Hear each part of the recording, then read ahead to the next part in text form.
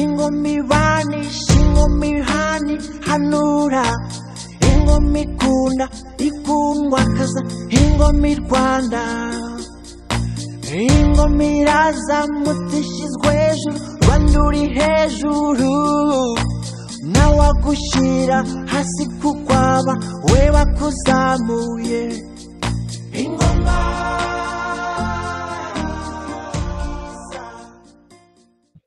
Shimwa gasa n'ishyerezo iteka ryose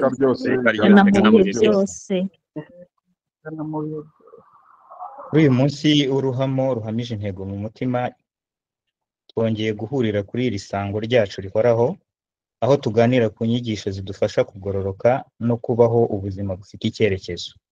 Turi mu rugendo rw'inyigisho z'ubugororoke rero aho twasobanukiwe ko impano ya mbere duhabwa hano ku isi ari umubiri.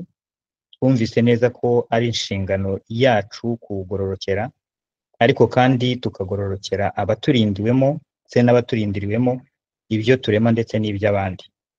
Mu minsi ishize twabonye imitagara 24 mu byiciro byayo uko ari bitatu, hanyuma mu isomo riheruka tuza kubona uko tugororokera abandi abo turi ubwacu, tukibuka ko tutari twenyine kandi ko buri gikorwa cyacu gifite ingaruka ku bandi, bityo tujye dukora ibikwiye mu gihe cyabyo. Ubu rero tugiye gukomeza urwo rugendo twibanda ku ihame rikomeye ubugororoke, icyiza tukibanza abandi, ikibi tukibarindi. Nk'uko bisanzwe rero turi kumwe na Rwagasani umukuru wa Benirage akaba n'umwigisha wacu, kandi umukuru tuguhaye ikaze ngo tugezeho ubutumwa bukomeza kutwubaka no kudutoza za nkingi nke z'ubugororoke. Rwagasani ijambo ry'ibyanyu tubateze yombi. Murakoze. Murakoze Benirage n'Imana, kandi twongeye kubashimira ko mwagize uyu mwanya kugira ngo twongere guhura kuri uru rwigiro ndetse twongere kuganira ibyerekeranye n'ubugororoke ndetse no kubaho. Nk'uko rero tumaze iminsi tubiganira, muri iki gihe dufite inshingano ikomeye twese kandi iyo kugira ngo twongere tugarure urumuri mu bantu. Uyu munsi rero turaza kubona uburyo umuntu uriho agororokera Imana ari nayo ari, ndetse tukaza kubona ko umuntu ubwe avuga yuko muri iki gihe ndi Imana ubu, ndetse ubu ni jye Mana. Bivuze ngo turi ishusho yuzuye yisanzure, turi ishusho yuzuye y'Imana muri twebwe kandi twimanye nayo. Muri make uko kwimana n'Imana ni twebwe turi ku ngoma yo kuyobora mu mucyo, ni twebwe turi ku ngoma yo kuyobora mu buryo bw'ubugororoke. Imana rero utari ntushobora kuyibaho. Icyo bisobanuye ni iki? Nuko umuntu ari ibare agahabwa igikoresho cya mbere cy'ibanze cy'umubiri. Uwo mubiri rero niwo ushyirwamo umucyo. Uwo mucyo uri mu ishusho ngari yuzuye yisanzure nk'uko twabibonye. Akaba ariyo mpamvu twebwe, kubera ko iyo universe cyangwa se isanzure duhuriyemo, tuba twimanye nayo. Bivuze ngo rero kuva kuri shyerezo kugera kuri twebwe ntabwo ari intera, ahubwo shyerezo ni ishusho, niyo shusho iturimo. Ubwo turi ishusho yuzuye rero y'Imana, dukwiye kubaho mu bumana. Imana ndi ni nayo Mana mbaho. Bivuze ngo ihame rya mbere ryo kwimana n'urumuri rwa shyerezo ni uko urwo rumuri rukugize ari narwo uri, ni narwo ubaho mu bandi bantu. Iyo umuntu afite ibitekerezo bimwimye cyangwa se bimwuzuye cyangwa se birambye muri we, iteka ni nabyo bikorwa bisohoka muri we. Ibyo bikorwa bisohoka muri we nirwo rugero rw'Imana ari. Imana utari ntushobora kuyibaho mu bandi, kandi Imana uri ntushobora kuyihisha mu bandi. Kubaho rero ni ubumana bwuzuye, bityo uko turekura Imana iri muri twebwe ni nako iba itwuzuye. Kuva mbere rero tuba twaremeye kubaho. Kubaho bisobanuye kwemera kwambara umubiri, kwemera kuba kuri iyi si. Twemeye kuba hano kuri ubu butaka, twemera misiyo yacu, twemera ibikorwa byacu Shyerezo yaduhaye, ari natwe mwuka mukuru uvuye kwa Shyerezo. Bivuze ngo mu by'ukuri Shyerezo niwe uri muri iyi mibiri yacu. Dukwiye kubaho nk'uko ubworoke bwe bwifuza, ariko si ukubaho gusa kuri ubu butaka, dufite inshingano yo kuharema. Tugomba kurema ibintu, tugomba kurema abantu. Twarabibonye ubushize, umuntu uri kuri iyi si, kurema gushingiye ku gukora ni inshingano ikomeye yo kurinda iyi si no gutuma ibiriho biramba. Kubaho kwe kwamaze kubaho. Ubu icyo turangajwe nacyo imbere ni ukurema. Hari ukurema abantu tubabyara, hari ukurema ibintu dukora tubigwiza, hari no kurema abantu ku mabare yabo tubamurikiye. Ubwo buryo butatu ni uburyo bwo kugororoka, kandi uko tubaho buri munsi, uko tubikora, uko kurema, tugomba kurema mu bworoke bwuzuye. Kugira ngo tubishobore rero, ni uko twubahiriza ihame ryo gukora igikwiye. Bivuze ngo kugira ngo bikorohere ugorokere Shyerezo, kandi uri mu bantu, urema ibintu, urema abantu, urema amabare mu rumuri rwuzuye, ni ukumenya ibanga ryo gukora igikwiye. Ni ukurema nzure. Ugomba kurema kugira ngo uzuke.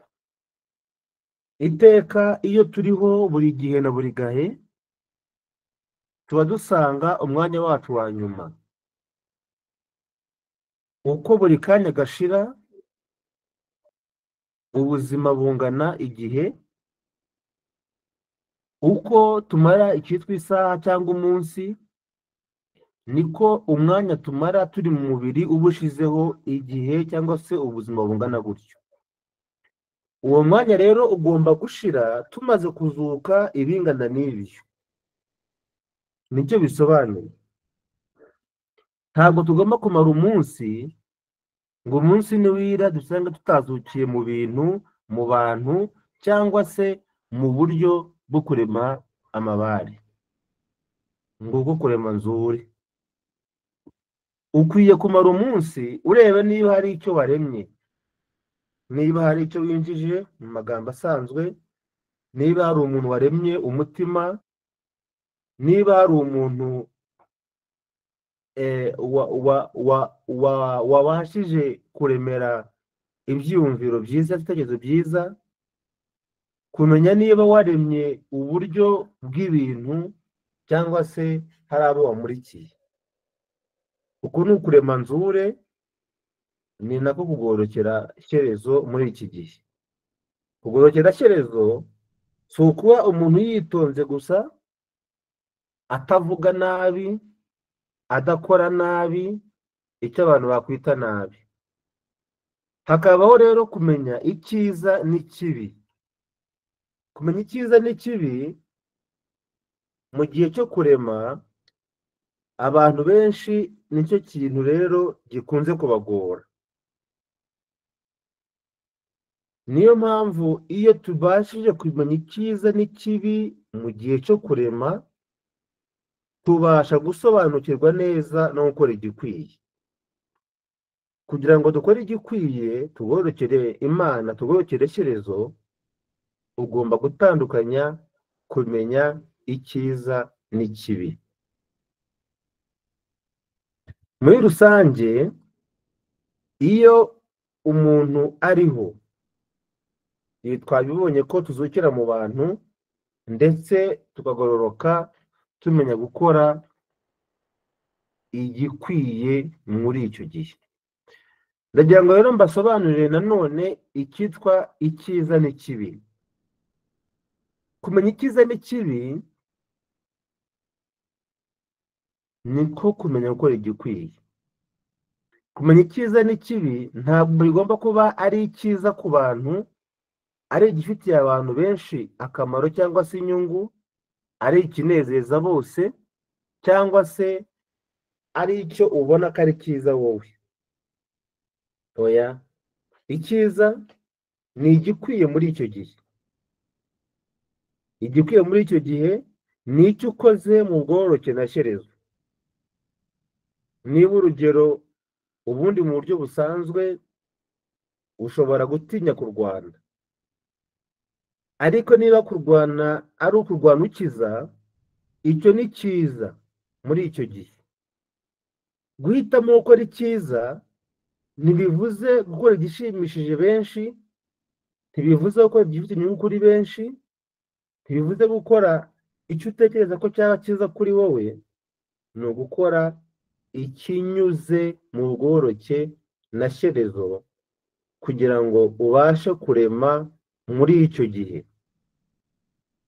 Twebwe rero turi ishusho ya Shyerezo, tukaba ku isi tuzura kandi tukabaho tugororoka, dukora igikwiye mu gihe cyacyo.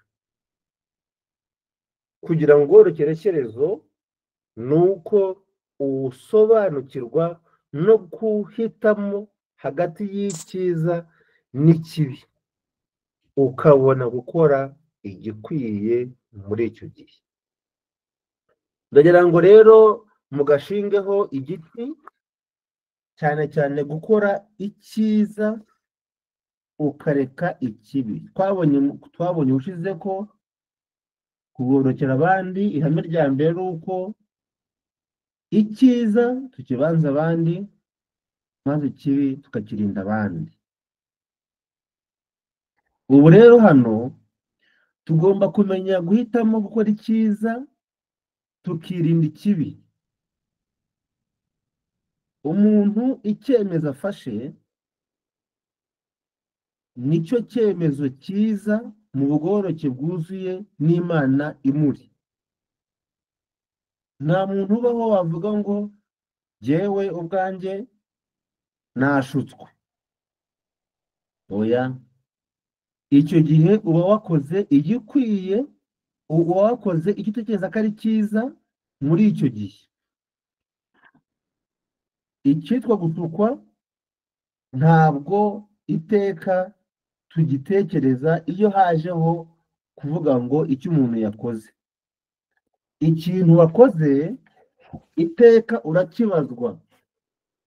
Ikintu wakoze ugomba kwitegura kukibazwa, ugomba kwitegura ko uwo ari we wese ari bukubaze ngo icyo wakoze kirakureba, nicyo sano yawe muri iki gihe, nicyo wahisemo nk'icyiza.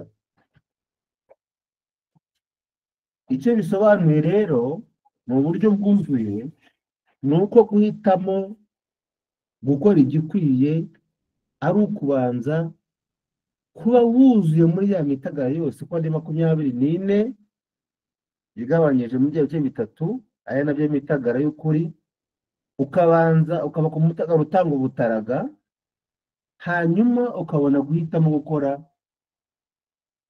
icyiza. Niba icyiza cyo gutabara ari ugufata imbunda ukarwanira igihugu, ubundi kurwana ntabwo byakabaye ari byo byiza. Icyo ni cyo cyiza muri icyo gihe. Ntibivuze ko ari cyiza ku bandi benshi, ntibivuze ko ari cyiza muri wenda mu bo urwana nabo, ariko nicyo cyiza muri icyo gihe. Niba umuntu ahunze ukamubona ukamuhisha, ntabwo ari byiza kuba umuhishe, bishobora no kutaba byiza kuri wowe, ariko ni byiza kuri uwo muntu, nyamara nicyo gikwiye kuko nicyo wahisemo. Icyo uhisemo kigomba kuba kiri mu bugororoke n'Imana uri, yaba mu magambo yaba mu bikorwa, kugira ngo tubashe kurema tuzukira muri byo. Tugomba guhitamo gukora icyiza tukirinda ikibi. Nukora icyiza ukirinda ikibi, ni nako uzabaho, ni nako abantu bazamenya Imana ikuzuye iyo ari yo.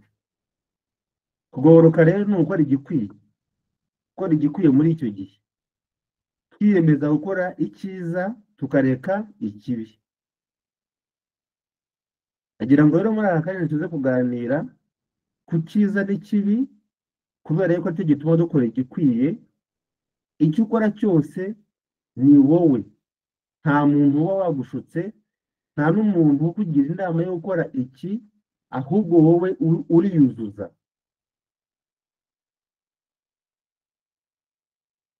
Ndagira ngo rero iyo umuntu avuze mu kanaka yarashutse, Satani yarashutse, uyu muntu yarashutse, inama zose ntibivuze ko ugomba kuzubahiriza uko zavuzwe.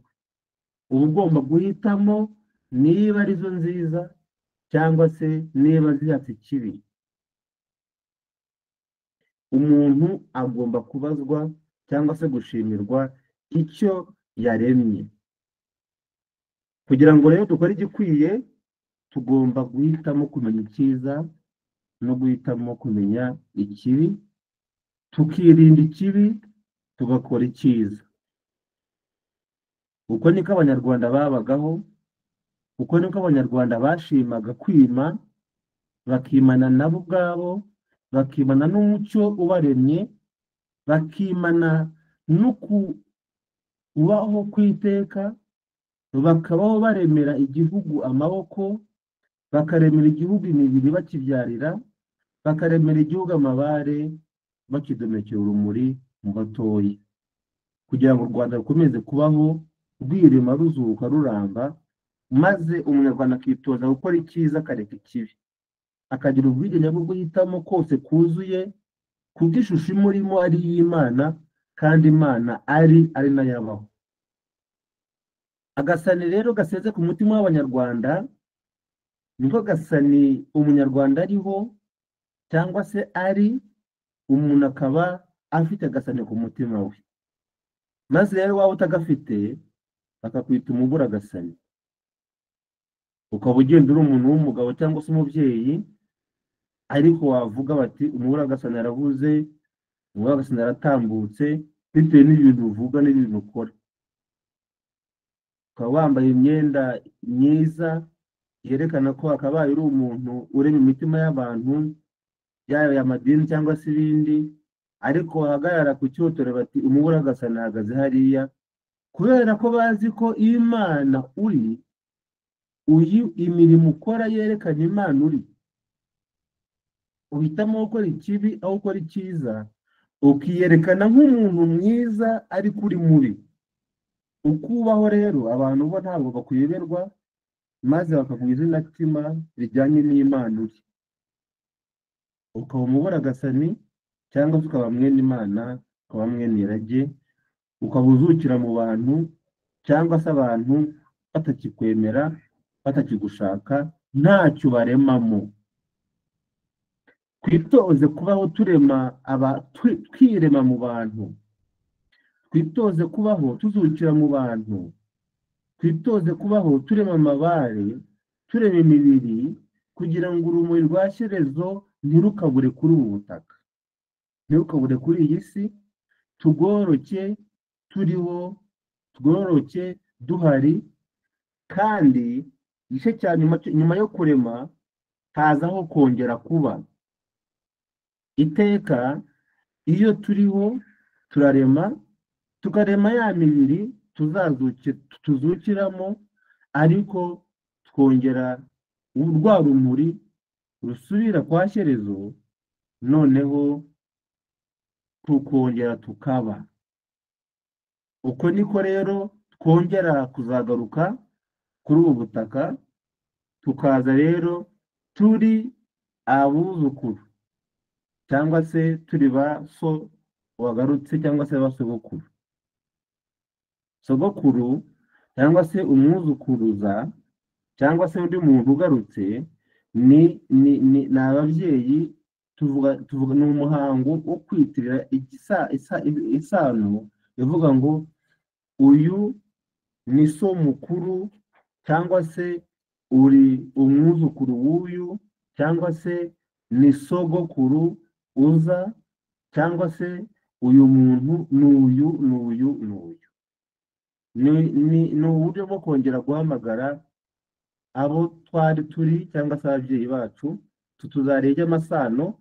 Ariko tukiri muri ubu bworoke, ni uko twongera kuba imyuka yacu mu gihe gikwiriye, turongera tukabaho. Dushobora kubaho rero tukajya mu gice cy'isi, cyangwa tuhagaruka hano. Ikintu kiba cyarabaye rero gituma badukeza, cyangwa se bakeza abasogokuru, kandi tunagaruka, ariko uko kurema nzure, cyangwa se uko kurema imibiri, kurema amabare, kurema abantu, niko gutuma twitwa abakurambere. Kubera iki? Kubera ko kurema kwacu kwatumye babaho.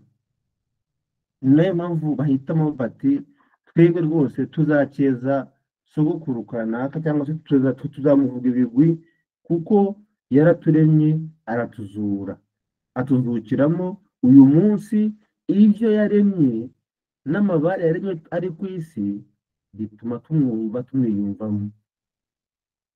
Ukaba umukurambere w'icyo gihe, kandi igihe cyagera ukongera ukanagaruka, ukaza uberanye imyaka 200 cyangwa 300, kandi ukongera ukarema nanone ikindi cyiciro bazasigara, bakazavuga none ko uri umukurambere. Bivuze ngo kuba umukurambere si uko ari ibare ryabayeho muri iki gihe, ryongera rikaza rikaba nanone mu wundi mubiri, ahubwo kuba umukurambere ni ukuba waragize ibyo urema, ukaba mukuru waje mbere. Umukuru wo muri wowe akaba ari we bazasigarana, kuko yaremye ibikwiye muri icyo gihe.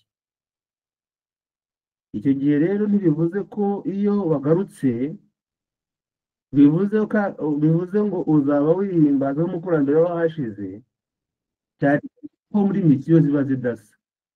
Ahubwo misiyo yakuzanye ari ryo ikururi, nibyo iteka rihora riri kuru, rikaba umukurambere w'ab'icyo gihe mu gihe cyabanje. Reka rero muri iki gihe tumenye ihunga, twirinde igihunga. Iyo ujya gukora ikintu iteka, cyangwa se iyo umubiri wikanze, hari akantu wumva kanyarutse muri wowe, bakita ihunga mu Kinyarwanda, ntabwo bakita ubwoba. Ariko iyo gatinze kaba igihunga. Iyo ukoranye igihunga rero, ibyemezo ufata biba bibi. Ariko ihunga ni nk'ikimenyetso kigukangura ngo umubiri wongere kwihuza neza n'ibare mu buringanire, wihuze n'ubworoke bw'Imana uri, ufata icyemezo udatinze. Ushobora kugira muri makeya ihunga ryongera gushyira ku murongo ubwenge dukoresha uyu munsi busanzwe ubu bwo gusoma no kwandika na subconscious n'ubundi bwenge bufata ibyemezo byo gukora ikintu iki n'iki. Igikombe cyari kiguye hasi kandi n'ikirahure kiraza kumeneka, ntabwo bisaba gukora imibare kugira ngo ujye kugifata. Akantu kakunyuramo kagutegeka vuba kukiramira. Umwana wari usitaye cyangwa se ikindi kintu ugomba kuramira cyangwa se ugomba guca mu muryango cyangwa se muri cyangwa uhunge, ibyo biterwa n'ibunga. Ni agasigino, ni akamenyetso gakuru ka shyerezo kaba muri buri muntu kongera kumushyira ku murongo ngo abashe gufashwa gufata icyemezo byihuse.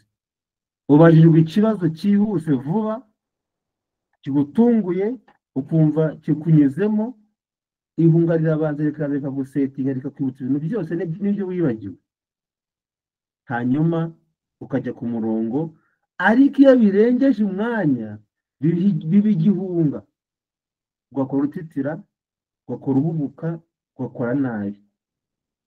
Twirinde ubwoba burambye kugira ngo tubashe kuzukira mu bantu, tubashe kurema, tubashe kugororoka, dukora igikwiye, twirinda gukora ikibi, twiyemeza gukora icyiza.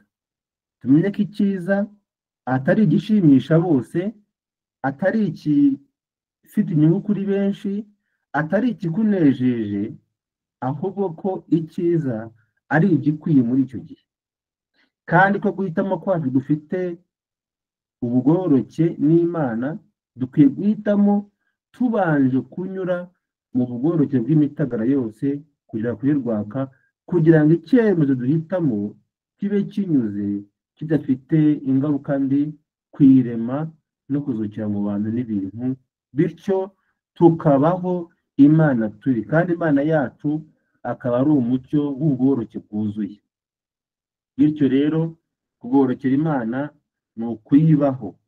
Icya mbere ni ukwizuza nayo muri ya mitagara yose, hanyuma tugakora ikinyuze, igikwiye.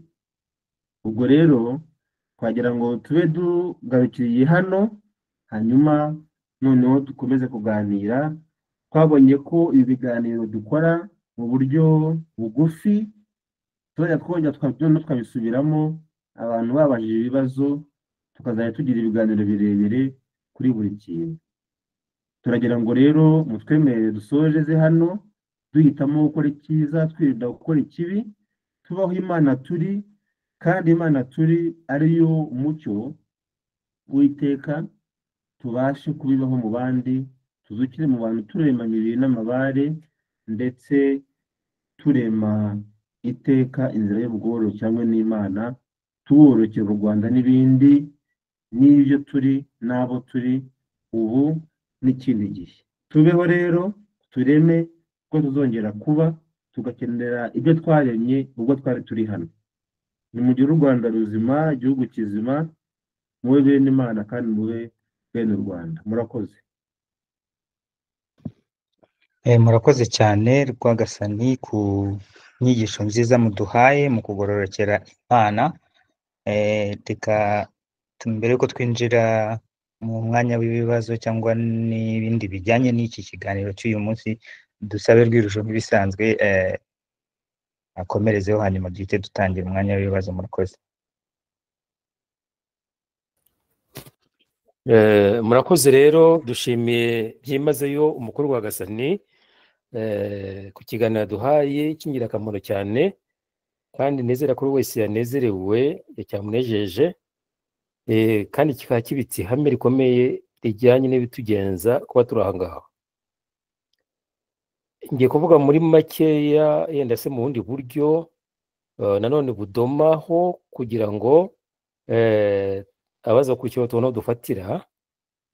Ubwo ndazi ko icyo numvise, ariko mvuge n'icyo numva ari icyungo, nyine kuko mbivuga ku cyo ari icyungo, ni ukugira ngo mpuze uko mbishoboye ibyavuzwe n'ibyo tuza guheraho natwe twumva. Aha rero twabonye ko kugororokera ibirere bine ndimo ngati tukaba tugeze ku gice cya nyuma gishobora no kuba ari icya mbere, nta kugororokera nyine Imana. Kugororokera Imana tubonye ko ari ukubaho Imana nyine. Imana tuva mu ibanze tuje kubaho Imana, tuje kuba Imana. N'ubundi shyano ni uko waza aha ngaha waje kuba Imana ukava muri uwo mubiri nta Mana ubaye, genda warabaye imbwa, genda warabaye ikindi kintu. Ibare wambaye ry'urumuri, uwo mubiri wambaye ibare kandi ibare ari urumuri, ukahaba utabaye Imana. Ngira ngo nicyo bizi no kutubwira hano muri izi ndasano, batubwira ati ngo museme mu ngengabihe ngo ni ngo ibare uri Imana nubwo ryapfa ariko uri Imana. Bivuze ko igihe cyose nyambaye uyu mubiri mba ngomba kwibuka ko ndi Imana, naje kurema nanjye nk'Imana. Urumva ko uburyo bwa mbere bwo kugororokera Imana ni ukurema, kuko waje kuba Imana kandi umurimo wa mbere w'Imana ni ukurema. Icyo kikaba cyumvikana rwose tutakibagirwa. Naje kubaho no kurema. Ibaze rero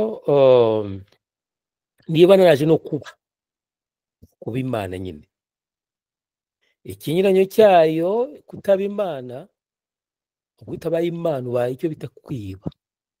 Nta Mana ubaye, uribaye kwiba. Urabizi ko igisobanuro cyo kwiba n'ubundi ni ukuva mu Mana, kwanga guhuzwa n'Imana, kubeshwa nayo, kuko mugomba kuba muhuye nyine, ubwo nugatangira kwibeshaho no kubaho ubwawe. Urumva nanone ubwo utagororokeye Imana ubavuye mu murongo w'urumuri ruguhuza n'uriwe mu isanzure, utuma uba Imana kandi ukarema. Ikindi cyumvikanyeho kurema nyirizina, si ukuvuga ngo tureme nk'uko bivugwa ngo yaremye inka, yaremye ihene, yagize ate, ariko uko tubaho kose umwanya ushira, nk'uko byavuzwe ngo iteka umubiri wacu uratemba, buri segonda buriho ushira kandi ushirira mu gihe. Ukwiye kuba ushira rero, ushira mu irema ryacu, niho tuba tudapfuye ubusa. Gushira ushiriye mu kurema, gushira ushiriye mu Mana niko navuga, cyangwa se mu gihe nyine nacyo tuzwa n'Imana, kuba ushiriyemo uba udapfuye ubusa. Maze rero niho hanavuga ngo mushire murema, nubwo mwaba mupfa mushira nyine, iryo rema muba muzukiye mu byo mwaremye. Muri ubwo buryo rero tuba Imana, tubayeho kandi turema, duhujwe n'umukuru wo muri twe wo mu isanzure ry'urumuri ry'Imana shyerezo.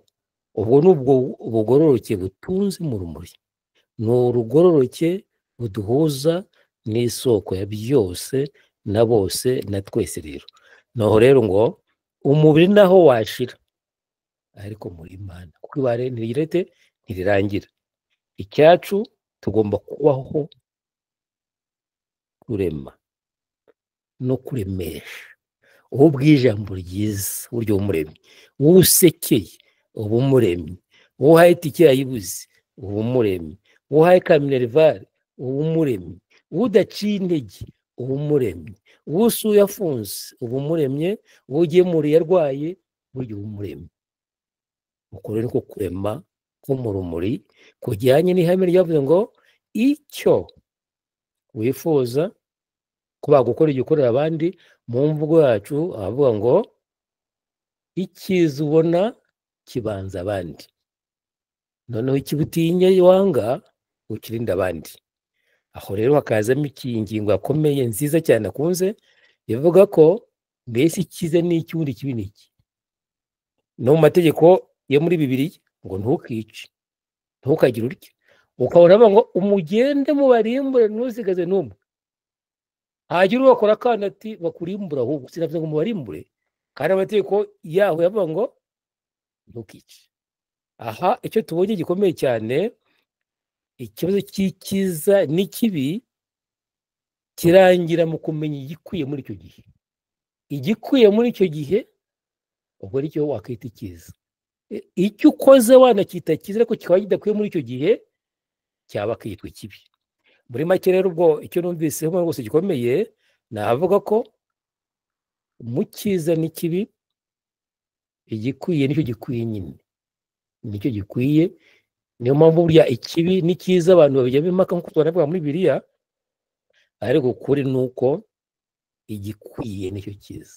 Kumenya igikwiye ubwo ngo wakimenyera n'utuze mu mutima w'urumuri ruguhuza n'isoko ya byose, aho uvuga uti iki ngiki nkoze nicyo cyiza mbona nabanza abandi, iki ntakoze nicyo kibi mbona narinda abandi mbere y'uko nyirinda. Muri make rwose igisobanuro cyo kubaho hano, igisobanuro cy'icyiza n'ikibi, igisobanuro cyo kugororokera Imana mu kurema, kandi mu kurema umubiri ugashira uri mu gukora igikwiye muri ubu buryo buri kuzukira mu byo uri kurema. Nkumva rero rwose nubwo si mu byavuzwe ariko nuko nabifashijwemo, nuko nabyumvise, ubwo namwe mwajya mu ruharo. Ndabashimiye, murakoze. Urakoze cyane Rwirujo.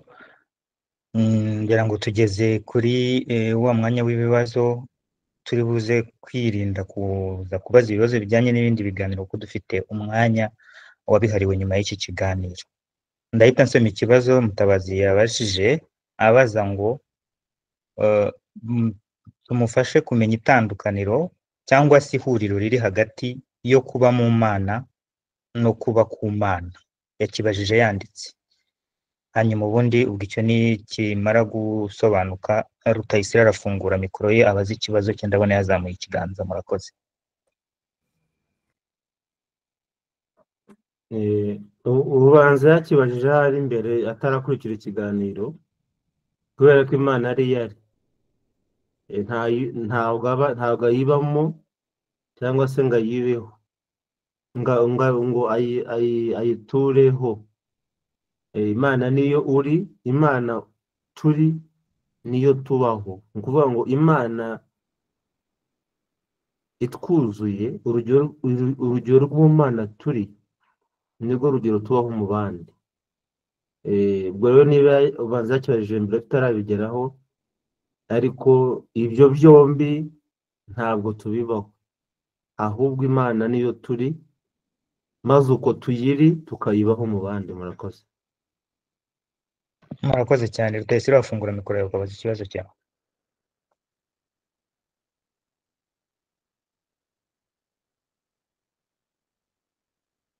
Rutayisire fungura mikoro, ntabwo tukumva. Banza urebe. Yego. Murakoze kumpa umwanya. Mu by'ukuri iyi nyigisho y'uyu munsi yamfashije gusobanukirwa neza koko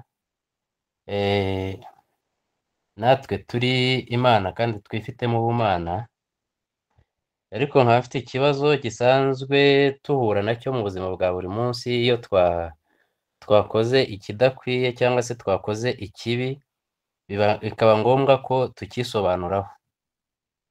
Akenshi usanga twiyexkiza tuvuga duti mumbabarire nanjye ni umuntu, ni amakosa nakoze ariko nabitewe nuko ndi umuntu.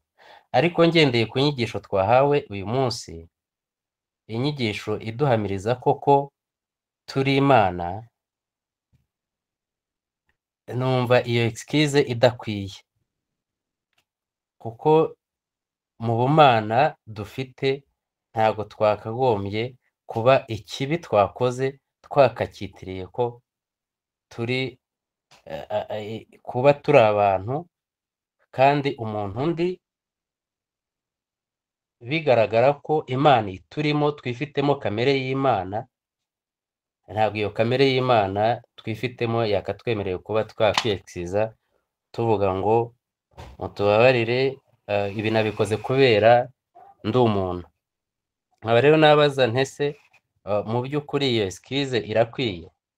Ikindi nanone nkabazaho nanone nkaba nabaza ese nta ngaruka bitugiraho muri kwa kwihuza na shyerezo. Murakoze. urakoze. Ubundi iyo uhisemo kugira icyo ukora, ikivamo kikubwira urugero rw'ubumana ufite. Niba uhisemo gukora ikintu iki n'iki, bikaza kurangira ukihohoraho, kandi wagikoze mu buryo bwuzuye, uzi neza ko ari cyo gikwiye muri icyo gihe, ari nacyo cyiza, ubundi uravuga uti igisigaye hano ni ukongera nkajya mu bugoroke neza kugira ngo mbasha guhitamo igikwiye. Ariko ushobora no gukora ikintu mu bugororoke uzi ko ariko gikwiye kuba kimeze. Iyo bije kugaragara ko atari ko cyakabaye kimeze, nawe ukabyemera, biba bivuze ngo ukwiye kongera kwigarukamo ukazamura ubumana mu bworoke bwuzuye na shyerezo. Bivuze ngo rero ubundi gukora igikwiye cyangwa se gukora icyiza biva ku guhitamo, noneho ukaza gusanga ari cyo cyari gikwiye cyangwa se atari cyo gikwiye. Wasanga atari cyo gikwiye ukongera ukisubiramo ukavuga kubera iki nawe nakoze ikidakwiye, yaba kuri jye yaba ku bandi. Ariko ubundi icyemezo wafata mu bworoke bwuzuye na shyerezo, iteka usanga ari cyo gikwiye. Ubwo rero urugero rwiza rwo kumenya neza ko icyemezo cyafashwe mu bworoke butuzuye na shyerezo, muri makeya kitanyuze muri ya mivumba yose, kandi kitavunyishirizwe neza kugeza ku rumuri rwuzuye, akenshi usanga kidakwiye ku mpera zacyo. Kwihuza rero na shyerezo nta kundi kwihuza, nawe warubajije niba bigira ingaruka, ahubwo biduha kubaho. Ubwo rero twagira ngo uku kubaho ntikwagira ingaruka, ahubwo biduha kugira ubuzima bwuzuye. Ubwo rero nicyo nagusubiza, noneho twumva n'ikindi kibazo. Murakoze. Murakoze cyane Rwagasani. Reka dusabe Rukabuza nawe afungure mikoro yari yazamuye ikiganza mu kanya, nsaba Rutayisire gukuraho ikiganza cye kugira ngo rutaza kunjijisha.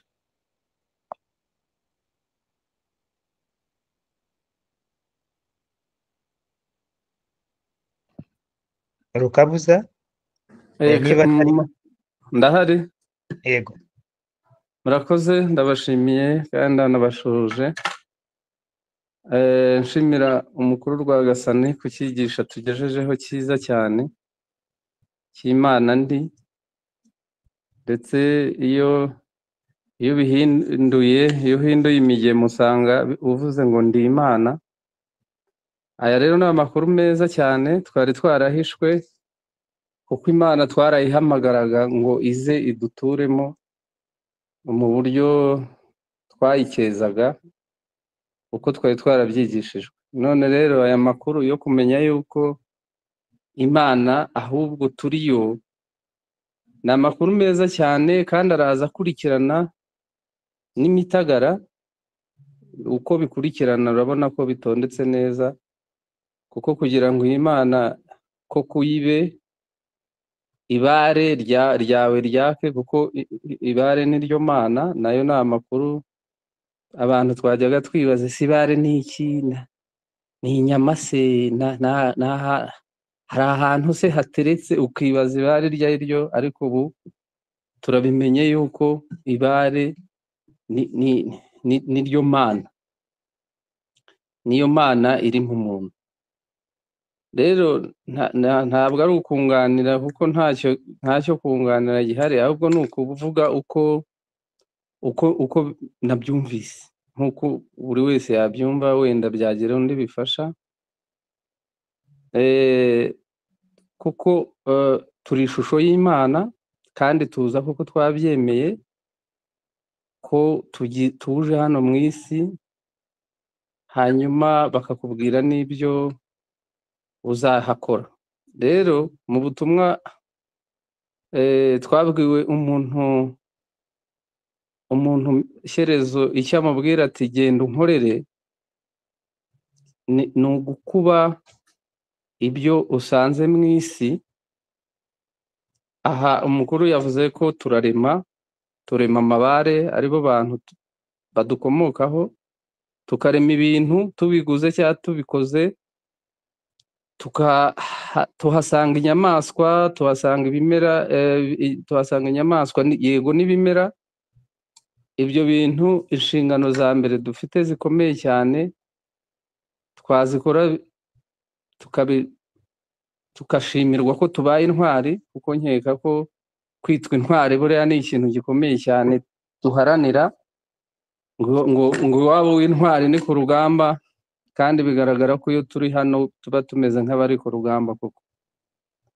Kandi ngo mu misakura y'amacumu acanye, mu misakura y'amacumu ngo niho uzitwa amacumu acanye.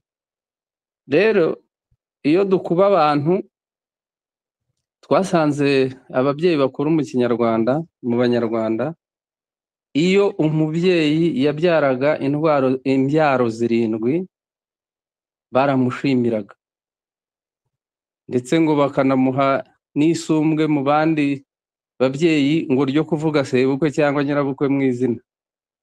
Uwo ni uwabyaye imbyaro 7, kuko yakubye kubyara imbyaro 7 ni ubutwari. Ndetse ngo nta nubwo ari na ngo turabizi, n'ubu tujya tubibona, inka ibyaye imbyaro 7 bayambika umudende, ikarishanya umudende, ikawucyura, ikawushokana, kugira ngo igire iryo sumbwe mu zindi nka ko yakubye inka. Rero iyo ni ubutumwa bwa mbere dufite mu isi bwo gukuba ibyo tuhasanze, kugira ngo ejo bundi dutashye dusubiye ku Mana, ibare risubiye ku Mana, batazakubwira bati uzi ko mu gihe cyawe ariho inkoko zacitse, ariho ihene zacitse, ariho itungo rinini ryashize. Muzi inyamaswa zigenda zikendera, muzi ko za nzovu bakubwiye ngo ukube ari we wazimaze ushaka amahembe y'inzovu. Rero gukuba ni inshingano, kubyara ni inshingano.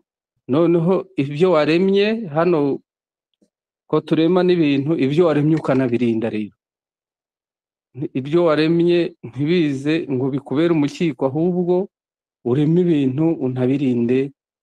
Icyo rero nicyo nakuyemo cya mbere, ni uko ndi Imana, kandi kugira ngo ibyo nkora bizagaragaza Imana indimo, ni uko ngera kuri iyi mitagara yose. Uyu mutagara wo guhitamo icyiza n'ikibi, ihame rikuru ryo kuba Imana, ryo kugaragaza Imana iturimo, ni ugukora igikwiye. Gukora igikwiye, hari umutagara witwa Uw'inyura wo mu biseke, ariko ukamurikirwa, ugahabwa ingufu n'uwarumurika, ukahabwa ingufu n'uwarumurika witwa Ruzira, kugira ngo icyo uhisemo isanzure nirigishyiraho itimazi. Itimazi ni akagozi kaziritseho ibuye abafundi bakoresha bapima inguni ko arizo. Nibashyiraho Ruzira, basange inyura yawe irakora. Rero ni icyo nabashije kumva. Tuzagaragaza Imana iturimo, kubera ko iyi mitagara yose turimo kuyizengurukamo, irimo kutugera igasanga turashyitse. Murakoze, ndabashimiye. Murakoze cyane Rukabuza. reka sabe masengesho nawe afungure mikoro ye. murakoze muranyumva. Turakumva neza. Ndashimira cyane ikiganiro tugejejeho na Rwagasani n'abunganiye. Ndabaza akabazo gato wenda ngakomerezeho nyuma. Ese nitwe twizamura mu ntera cyangwa n'ishyerezo cyangwa ni rubanda? Kuko tuzi ko hari igihe abantu bavuga ngo kanaka uyu ni Imana y'u Rwanda. Tugera ku ntera yo kumva twagezeyo dute? Ese ubwo ntitwakwibera tukigira Imana tukiri abantu? Bimeze biti? Murakoze.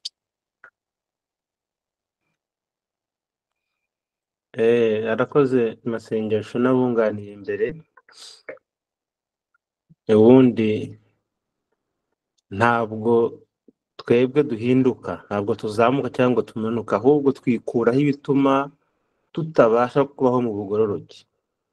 Iyo nzira igatuma dukora tunahitamo gukora icyiza, igaragazwa n'uko icyo bakoze cyo cyari gikwiye. Si urugendo rero rwo gukora ibikorwa ibi n'ibi practices n'izi, ahubwo nta kundi kuzamuka nta n'ukundi kumanuka, kuko waremwe mu buryo bwuzuye bw'umucyo wuzuye. Ahubwo ibindi bintu bitareka umucyo wawe ugaragara biri mu byo dukora, mu byo turema, nibyo bituma tutagaragara mu byemezo birema igikwiye. Niyo mpamvu rero nagira ngo nkusubize nkubwira ngo iteka twebwe tuba turiho mu buryo bwuzuye. Ikibazo kiba gukora igikwiye turi mu bworoke na shyerezo. Icyo bivuze ni iki? Bivuze nuko tugomba kwihatira iteka tudahushije intego, kwiyambura no kwikuraho ibindi bihu twambikwa n'ibihe ngo tubashe kubaho mu rumuri rwuzuye. Ibyo rero ntibisaba yuko ari shyerezo ubwe, kuko ubwe ni we ukuri. Ntibisaba kubisaba ahandi kandi bikuzuye. Icyo bisaba ni ukwimenya, ukigarukaho, ukigenzura mu byo ukora, ukanabigenzuza icyo bitanga mu bandi no kuri wowe. Niba icyo bitanga birangira kidakwiye, niba icyo bitanga birangira atari cyiza, iteka uhora ushakishwa avuga uti ariko nkwiye kureka iki, nkiyemeza iki, kuko mbona ko Imana mbaho atari wo mucyo w'abandi, Imana mbaho atari wo mucyo umurikira, Imana ndi ntimpa izina tima rishimwa. Uko kwimenya, uko kwigarukaho, uko kongera kwiyambara no kwiyuhagira ibihu twambikwa n'ibihe bituma tutagaragaza urumuri turi, rwanagaragara ntirureme igikwiye, bituma wizuza na shyerezo, kuko ari uri iteka ugahitamo icyiza, ikibi kikakuba kure. Murakoze. Murakoze cyane Nyagasani. Masengesho ngira ngo ikibazo cyawe kirasubizwe kuko wari uvuze ko ushobora gukomeza. Icyo kirasubijwe. Nanone iyo tuvuga Imana turi, hari ibyo twabonye imbere bivuga ko twima ingoma, tukaba tutakiri muri bwa butegetsi bwa cyami. Iyo abantu bagerageza kubisobanura bumva bisa n'ibibacanga.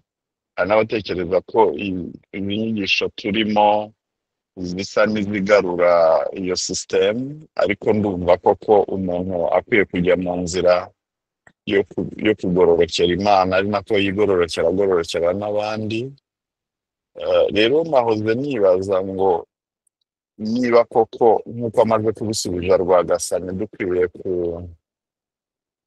ibyo turi byo, twavukiye misiyo, ni ngombwa ko turushaho gusobanukirwa ko ibyo tugomba kuba byo turabiharanira, niba ariko nabivuga, cyangwa se kubiba nibwo buzima bwa buri munsi bunatuma na ya generasiyo ikomeza cyangwa urubyaro rukomeza ruba rwaraciye muri twe. Ngasanga rero koko abishubije nk'uko numvaga ari byo, nta kuzamuka mu ntera nta no kumanuka nk'uko abisobanuye, ahubwo ngira ngo igihe ni iki cyo kurushaho kubyakira no kubiba nk'uko bigeze gusobanura. Ndumva numvise mwakoze. Murakoze cyane Masengesho. Hari abantu babajije ibibazo banditse, ndagira ngo mbisome hanyuma tugerageze kubisubiza. Hari Ndayishimiye Jean Paul yavuze ati ko Imana ari imwe tukaba dukomoka kuri yo, kuki tugira imico itandukanye, tukagira imyumvire itandukanye kuri yo, ndetse n'imyizerere itandukanye kandi dukomoka ku Mana imwe. Arakomeza aravuga ngo ese ndebe muranyihanganira gato kuko ndimo ndakoresha uburyo ngo ese hazabaho igihe abantu bazabaho bafite imyumvire imwe ku isi hose ku bijyanye n'Imana? Ibyo ni ibya Ndayishimiye, mumbabarire ndangize n'icya niba bishoboka, cyangwa wenda mubanze mudufashe gusubiza Ndayishimiye noneho nze gusoma icya Mudaheranwa. Murakoze. birasa n'ibyo tumaze kuvuga twabisubije. Ari imico itari imwe, guhitamo ibyo bindi byose birasa no guhitamo kwa muntu mu bworoshye n'Imana. Yego. Ibijyanye n'imyumvire imwe nabyo nitwe tubihitamo. Tumenye responsibility zacu. Icya mbere, dufite mission zitandukanye ariko zihuriye ku cyita rusange kimwe cyo kuremera isi, abantu, amabare n'ibintu, ariko tukayibiremera mu bworoshye bwuzuye na shyerezo uturi kandi ari nawe uturimo. Bivuze ngo ntabwo imyumvire imwe ari interuro aka kanya twahita tuvuga ngo yego, kubera ko imyumvire imwe muri misiyo zitandukanye ntizatuma na misiyo inakunda nayo yayo. Ahubwo kumenya kumwe, kumenya kugororotse, ubumenyi bwuzuye bw'umucyo nibwo buzatuma tubasha guhitamo gukora igikwiye, dukora icyiza tukirinda ikibi. Iyo principle yonyine ni ihagije kumenya ngo ko dukomoka ku Mana imwe akaba ari nayo turimo, kuki tutayumva kimwe n'ibintu. Tuzi ko habayeho igihe tutamenya, tutadomekerwa mu rumuri rwuzuye. Inzira turimo ni iyo kongera kubaho mu bworoshye bwuzuye, twiyambura ibihu twambitswe n'ibihe byatumye tutumva kimwe misiyo zacu turi ku isi n'ubworoshye bwuzuye. Guhitamo kwacu tugakora icyiza tukirinda ikibi, bikaba ibikwiye mu bandi no muri twebwe, bizatuma buri muntu wese agira kumenya k'urumuri, abeho mu rumuri, mu bumana bwuzuye, imyumvire ye ihwane n'umurimo yaje gukora ari ku isi, kandi birangize bibaye igikwiye kubera yuko arimo akora igikwiye mu gihe cyacyo no mu gihe cye. Ntabwo rero ari ukuvuga ngo dufate abantu tubashyire ku myumvire imwe ndetse n'imivugire imwe, ahubwo ubumenyi bumwe butuma tumurika mu buryo shyerezo yatwoherejemo na misiyo zacu buzaduha kubona yuko icyo yakora n'icyo uyu nguyu akora ari cyo gikwiye mu gihe cye. Muri ubwo buryo murakoze.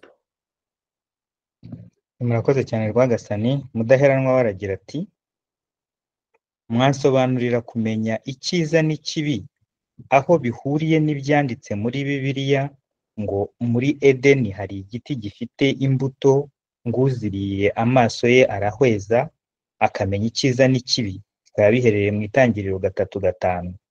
Ese kumenya icyiza n'ikibi si umugabane wacu? Ndibwira ko yashakaga kuvuga ko ari uruhare rwacu bwite. Ni uko ikibazo kimeze. icyo nacyo mwankundira twagisubije mukuru. ntabwo tukigarukaho, twagisubije. Eh, kumenya icyiza n'ikibi twabivuze, ubwo ibindi ubwo nawe azabidusobanurira. murakoze. mbese mukuru yego, ninde? ntabwo ndimo kureba ni screen. nyirishema yego, rero mwankundira nkagira icyo nkivugaho, aho icyo ngicyo avuze ngo ibyo byo muri Bibiliya n'iki byose, nubwo tutagereranya ariko reka duhere kuba yaravuze mu nkundi nyinshi nyivugaho, anabivuze na nabi, ahubwo abivuze na nabi. Aho ngaho muri iyo Bibiliya aravuga ngo ni igiti kimenyekanisha ibyiza n'ibibi, kukiryaho nibyo byabaye ishyano. Mu kuri kukiryaho nibyo byabaye ishyano, nibyo byisweho bw'icyaha. Akwiye kumenya ko ahubwo inyigisho yari aho ngaho si ukumenya icyiza, si no kumenya ikibi, ahubwo ni ukubaho mu gikwiye. Urumva rero iyo abantu batangiye ibyo twakwita ngo ni ugukristaliza, ngo iki ni ikibi tugihizeho uko, ngo iki ni cyiza tugihizeho uku nguku, uba ugize ingorane. Noneho ubundi bagomba kuba batazi icyitwa ikibi n'icyiza, ahubwo bazi icyitwa igikwiye. Yenda mwebwe icyo gikwiye mu bwanyu cyangwa mu bwacu tukacyita ngo cyiza, kidakwiye ngo ni kibi, ariko ubundi kiri hagati y'icyiza n'ikibi nk'uko twavuze mu nyigisho ni igikwiye. Ariko mu rangaje nyine yacu yanga yoheje turavuga ngo icyo gikwiye ubwo nicyo cyiza, ariko ubundi rwose icyiza n'ikibi ngo muze mwakiriyeho muzagira amakuba. Ubwo rero bamugani ni imvugo ijimije igomba guhuzwa n'iyi, ahubwo tugomba kurya ku giti cy'igikwiye. Ubundi icyo gikwiye nicyo gikuraho kuba wakitwa aba ari igikwiye, kuba utakwica kikaba kidakwiye. Ubwo mu gukura kwacu ko muri ubumana kurushaho kugenda twimenya, tumenya Imana turiyo, niko tugenda tumenya igikwiye, tutaboshywe n'icyitwa ngo icyo rubanda izi ngo ni cyiza cyangwa ngo ni kibi. Tugakora igikwiye kiduhuza n'ubumana. Murakoze, nagira ngo ngire icyo nkivugaho gutyo uko nguko. Nabashimiye. Murakoze cyane Rwijusho. Gatete we yagize ati ariko iki kibazo cya Gatete ndagira ngo nhisemo, wenda ashobora kuba yongera wacyumvishe nawe, ariko numvaga twaza kugishyira inyuma kuko numvishe gisigaye nko ku kiganiro cy'ubushize. Yavuze ati none umuntu agororokera ate ahahise he cyangwa abarindiwe muri twe? Mwatubwiraho se ku bugororoke n'ihanwa?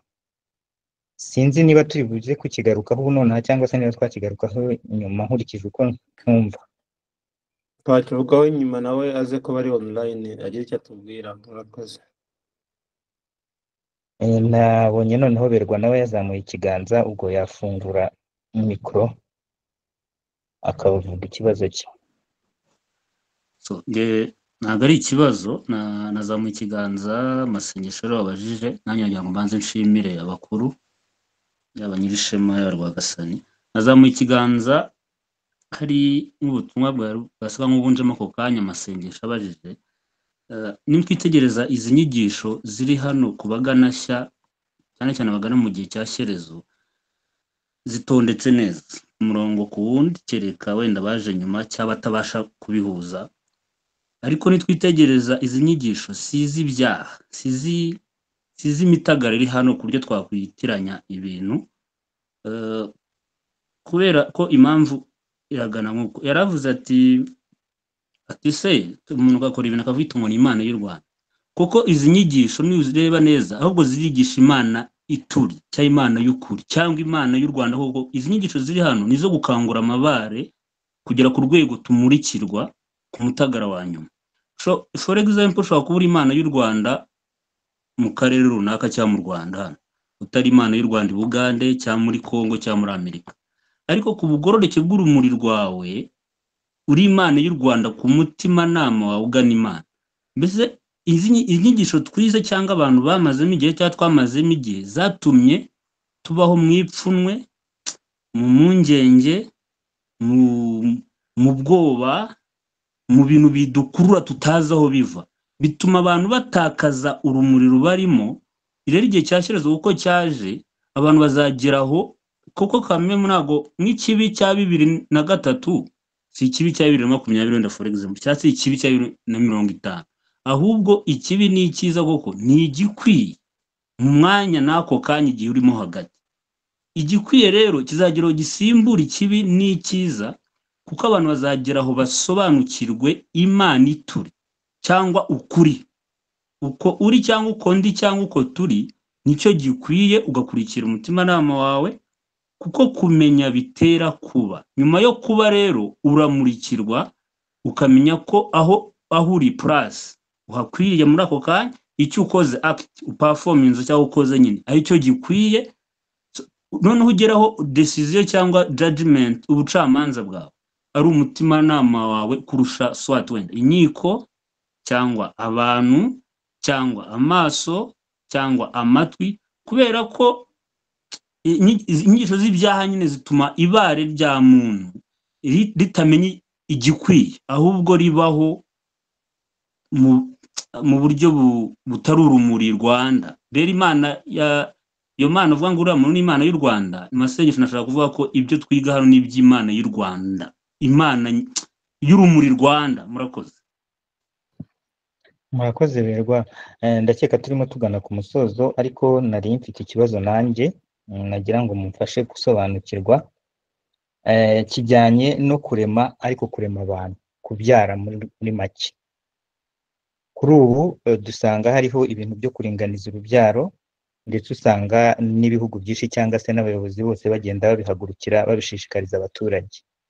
Ese iyo myanzuro ifatwa n'abayobozi, cyane cyane ko nabo twavuga ko baba bakoze igikwiye, cyane cyane ko aribo baba bareberera abaturage, aho ntibaba babangamira Imana turi? Murakoze. Murakoze. Ubundi hariho ibitekerezo byinshi cyane cyane ku bijyanye n'ubugororoke bw'ibintu, ariko umurongo w'amategeko y'amabwiriza n'inama duhabwa n'abayobora ibihugu mu buryo bwo kudushyiriraho inzira zitubeshaho neza mu byerekeye ubukungu cyangwa se ubuzima rusange, ni inzira zinyuze mu gihe cyazo.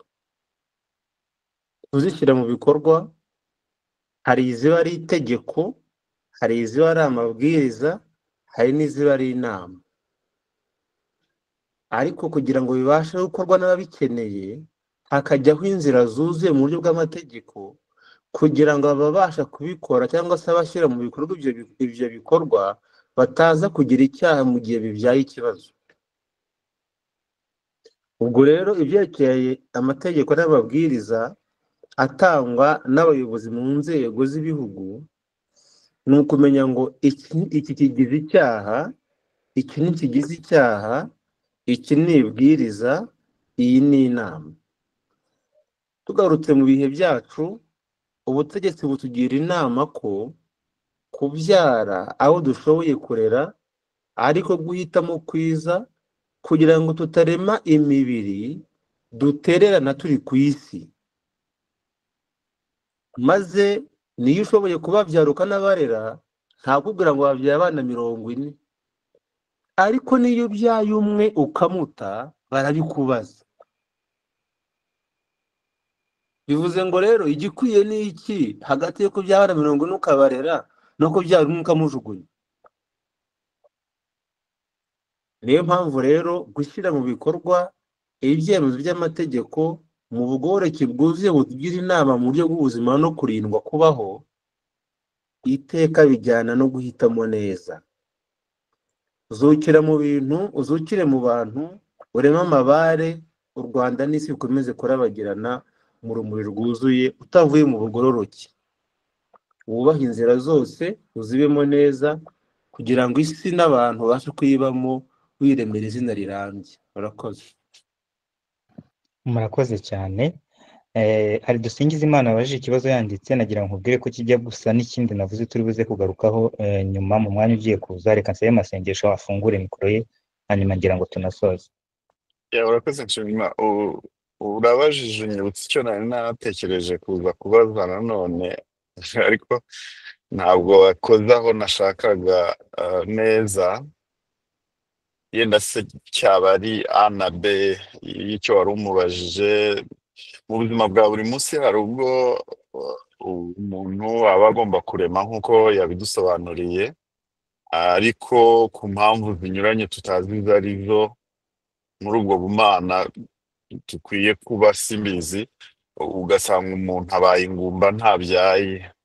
Harya byo muri ubu bugororoke turiho twiga byasobanurwa bite? Iyo bibaye uwagororotse abyitwara mate? Hari ubwo no mu ngengabihe tubibona ngo Sara ngo yagiriye inama umugabo, turabona tugiye kuba incike, aka umuja wanjye umubyareho umwana azanyitirirwa. Niyo filozofi hari ukuntu iteye, ariko se muri izi nyigisho z'ubugororoke wenda niba tutagiye kure wajya nama ki? Akoze. Murakoze. Ngira ngo hari isomo rijyanye n'umuryango tuzabifatamo mu buryo burambuye, ariko igikomeye cyane ni uko umwana uvuka ahitamo azavukira mu nshingano zikomeye afite azabaho cyangwa azakora ari ku isi. Ikintu cya mbere gikomeye ni ukubaho mu buryo bwuzuye, usaba ko Shyerezo ari nawe uri ukurimo agushyiramo misheni zihwanye n'iz'abifuza ku isi bakeneye. Ariko kubera yuko turi kibajije mu gihe gito kandi ari ikintu kiri sensitive cyane, tuzakigirira igihe cyacyo. Icyo akora ni uko tuzi neza yuko ibihe bigeraho bigakwira umuntu agatanga iyo nzira. Iyo atari yo bahisemo urabimenya, n'iyo ari yo bahisemo nabwo urabimenya. Noneho ukabasha kwinjira muri rwa rurembo ruremera abantu imibiri, amabare ndetse n'ibindi. Ibihe bizaza rero, ubwo ni isomo tuzagira bijyanye n'umuryango, bijyanye no kurema abantu, tukerekana neza inzira zijyanye no guhitamo kuba ku isi, ukazarekura icyo gisekuru mu buryo bw'abantu, amabare cyangwa se ibintu. Rero ngira igihe cyacu kizajya nacyo tugikoreho, cyangwa se tugifatire umwanya uhagije, turebe ibijyanye no kuba umuntu yaba ku isi agatinda kubyara cyangwa ntanabyare burundu, ko birashoboka nabyo. Byose ibyo tubona birashoboka. Ubwo rero igihe nikigera nacyo tuzagifatira isomo ryacyo rihagije, umwanya uhagije, kuko gikora ku marangamutima y'abantu, kandi abenshi nibwira ko bagikeneye kugira ngo babashe guhambukirwa ndetse no kukigendamo neza, bahitamo igikwiye muri icyo gihe. Murakoze. Murakoze cyane. Mumbabarire niba ngira ngo ntabangamye, hari Mberwa nabonye wakomeje kuzamura ikiganza ngira ngo ashaka kubaza nanone. Ndabona na Munyansanga nawe yazamuye ikiganza. Mwaretse ibibazo hamwe n'ibindi byari bisigaye tukabikomereza inyuma, cyangwa se Rwagasani mumbwire mumfashe icyo nkora? Twabikomeza mu muryango cyaza kuba kirekire, kuko n'ubundi tugakomeza tuganire, akenshi nabyo byiza kugira ngo tutavuga twihuta twanze kuvanga ikiganiro. Noneho rero komezanya umwanya turangiza ikiganiro, noneho duhita dukomereza ibyo bibazo by'aba bantu bari batangiye kubaza. Murakoze. Imana Benirage, tubashimiye ko mwagize uyu mwanya wo kuza gukurikirana ikiganiro ku bworoke n'Imana turi, kandi twizeye neza ko umwanya tugize tugiye guhitamo gukora igikwiye mu gihe cyacyo, tugahitamo icyiza tukirinda ikibi, tugakora icyiza twirinda ikibi muri byose, tugorokera uko turi, tugorokera abandi, tubayeho turema ibintu, turema abantu, turema amabare, kugira ngo isi yacu ikomeze kugira urumuri. Twimenye, twisubiremo, Imana turi iduhe izina tima ngo tugaze mu bandi tubatuye baturi kandi ari nako tubasha kubaho muri byose. Mugire ibihe byiza, mugire ibihe byuzuye ubugororoke, nimuhaha muronke, nimukandagira muhamye, dusohokere nk'abonse rimwe ngo u Rwanda n'isi naho uri mu irasukiro ryose ubashe kurema umucyo n'igitereko cyo kubaho kuramba no kubaho kurema no kubaho kuganza kw'abacu muri twebwe n'ibyacu byose. Mugire ibihe byiza, turabashimiye. Iteka gasani nkubashyerezo, iteka gasani nkubashyerezo, iteka gasani nkubashyerezo.